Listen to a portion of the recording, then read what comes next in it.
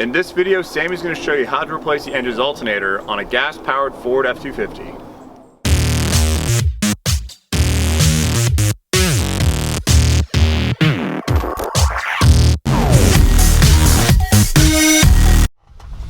So what you see here is the alternator that was just replaced on a 6.2 liter Ford. And the process I went through and the tools I used to replace this was, first you disconnect the battery with the 8mm. I just popped the negative off. And once you have that done, there's a big intake into the way.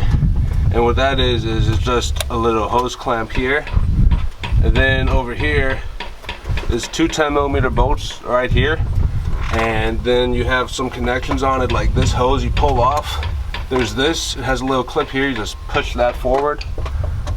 Push it forward and yank. And then there's a couple things like these are plugged in the back. With those I just took a little the trim tool here, got underneath it, popped them out. And that's pretty much the way you take the intake off. And once you get down to the alternator, you'll see that there's this here. On the back side of it, there's a little tab you push in.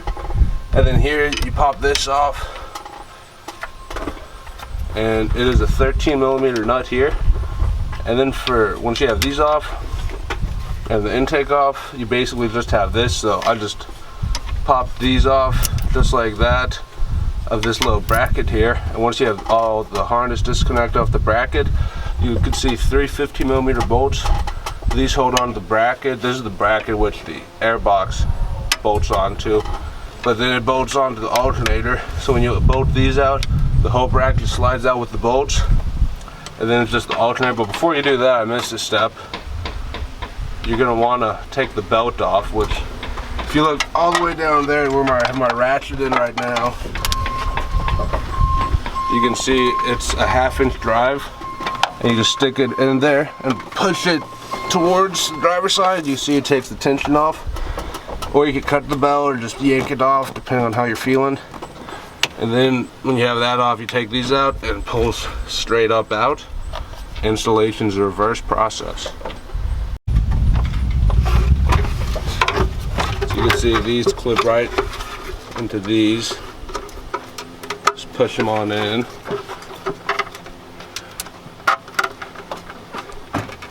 Once you have these, you just kind of work it on here, kind of gets on it like this, kind of something like that. Just gotta work it on really.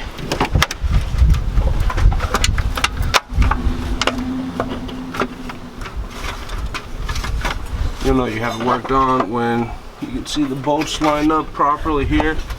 So we're gonna take the two, these are 10mm, drop them on down in here.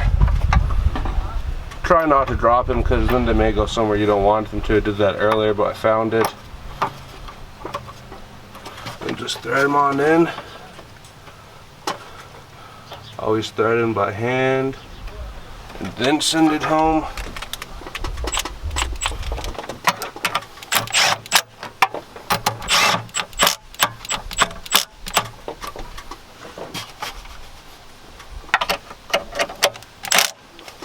That's good. Now that we have that set up, you're going to take these little brackets here, which I popped off, same little Christmas tree idea.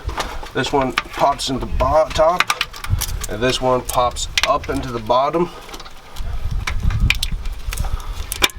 just like that.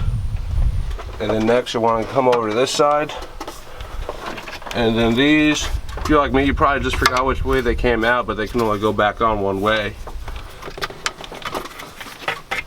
And this, just put it in, clicks in. Always give it a tug test. And then you're gonna take this piece of the intake, and it goes on pretty self-explanatory as you can see. So take this overflow line, work it on here. Now unplug the MAF sensor because I was originally going to take this box off, but I decided not to. So plug that in so you don't forget. Always give it the tug test, anything you ever plug back in.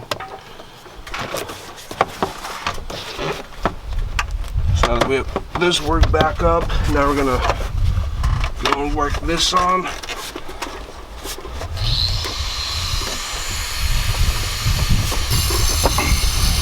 guys would have seen the whole video, but my camera guy was late. And it's basically Friday, so not for him though. Now that we have these on, we're going to tighten these clamps down. So I'll be right back.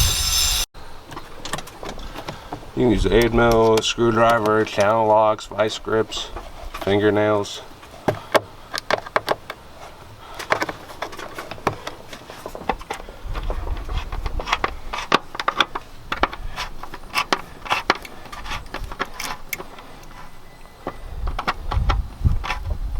That's tight enough. Make sure this is clipped back in because you want things to look the way they were when they came apart.